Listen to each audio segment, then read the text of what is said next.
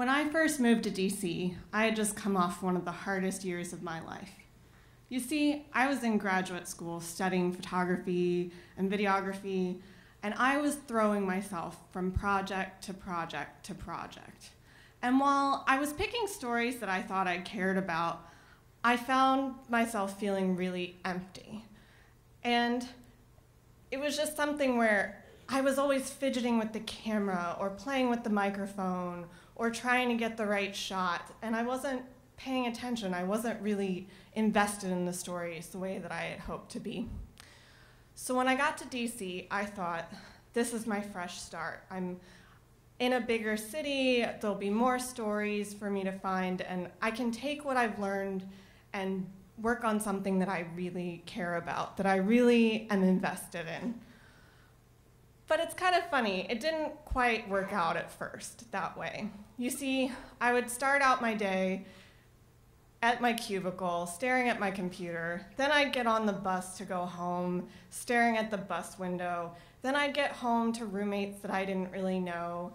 And it just went in this cycle for a long time. And I was looking for pictures, I was looking for stories, but I just wasn't seeing anything. I was completely bored. And so then one day, I'm at church, it's a Sunday, and I noticed this woman in the back of the room. She is loud, and she is singing, and she has her hands in the air, and she's tall, and she's got this cane by her side, and I am just mesmerized. But the thing is, like, everybody else in the room was clearly uncomfortable by her presence, you know? And she just stuck out so much. And so I'm thinking, I've got to talk to this woman. I don't know how I'm going to talk to her, but I need to talk to her. But I wasn't sure how it was going to happen. Well, I got my answer pretty quickly. You see, when I was walking to my car after the service, I noticed her sitting on a doorstep smoking a cigarette. And I thought, this is it. This is my opportunity. But I didn't know how to start the conversation. So I was racking my brain to come up with something to say to her. And luckily, she's this beautiful woman. She's got slightly, very short hair that's this platinum blonde color. She's got big brown eyes with freckles on her cheeks and a big smile and this fuchsia-colored lipstick that's got, you know, the perfect lip liner around the edges. And so I walk up to her and I say, I really like your lipstick. I just love your lipstick. And she says, thank you. And then she proceeds to say to me, you are just so beautiful. Do you know that? And I was completely disarmed. I mean, I didn't know what to say. But so we get talking, and she tells me an interesting detail about herself. She starts telling me her whole life story, and one little thing sticks out. You see, Donna had been in a coma for 15 years. You heard me right, a coma for 15 years. So I'm thinking, oh my gosh, this is so great. And she was trying to get her life back together. She was trying to make her way and try to be a really functioning member of society. She didn't want to just be down and depend on other people. And so I'm thinking, you know, she's charismatic, she's visual, she's also really sincere, and I just was so taken in by her. So I decided to share something of my own so that she would understand where I was coming from. And I told her that I'm adopted. And I told her that about my relationship with my birth mother. And so we connected a lot. And so after that, we started going, I started driving her to church. We started talking, I got her phone number and we started talking on the phone. And all this time, I couldn't get up the nerve to ask her if I could do a story on her. I thought, you know, what if she doesn't understand what I'm asking? You know, what if she misunderstands me? And so after a while, I finally got up the guts to ask her. And I said, Donna, you know, I just love your story so much, and I think it could really help other people. And she was a little reluctant at first. She said, well, I don't know, I'm not sure, and I don't know, want people to see me, but then she said, okay, if you think this is a good idea, okay. So I'm like, yes, we're gonna do this. Yes, it's happening. So she tells me to call her next Tuesday and that I can come over, but I have to call her first. So I pack my bags, I get ready to go, and I call her.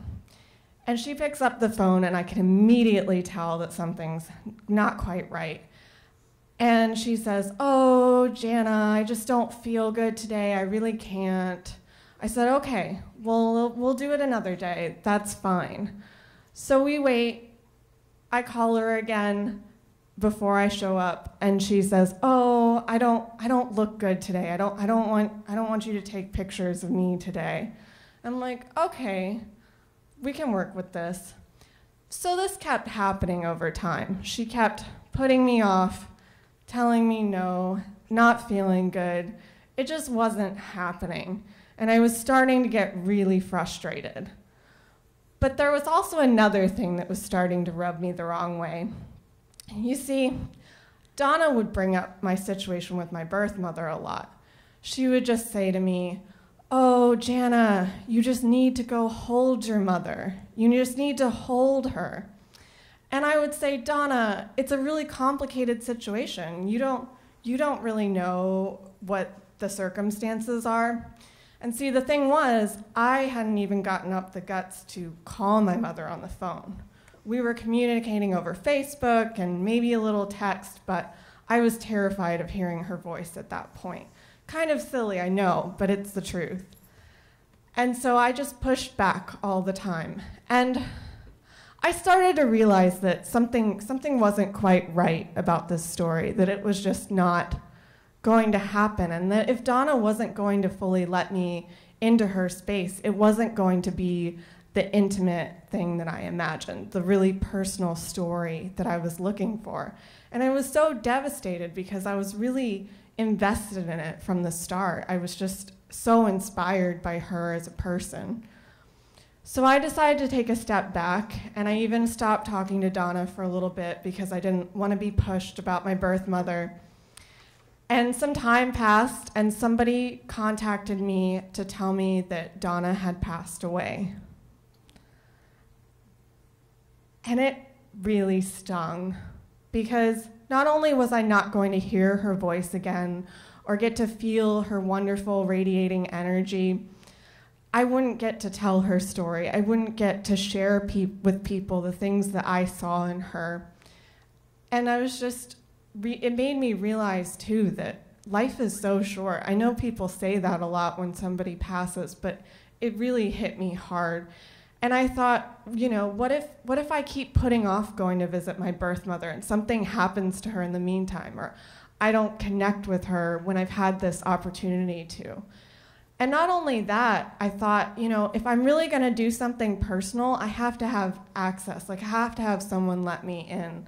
And I started to see that maybe my own story with my birth mother was something that I was overlooking, something that I could share with other people. So I went to meet my birth mother. And when I saw her, I gave her a huge hug. And I could just hear Donna's words in my head. You just have to hold her.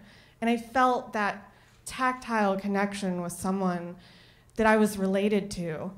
And I also took my camera with me, and I used it to help me understand my family when I was so confused and scared and didn't know them.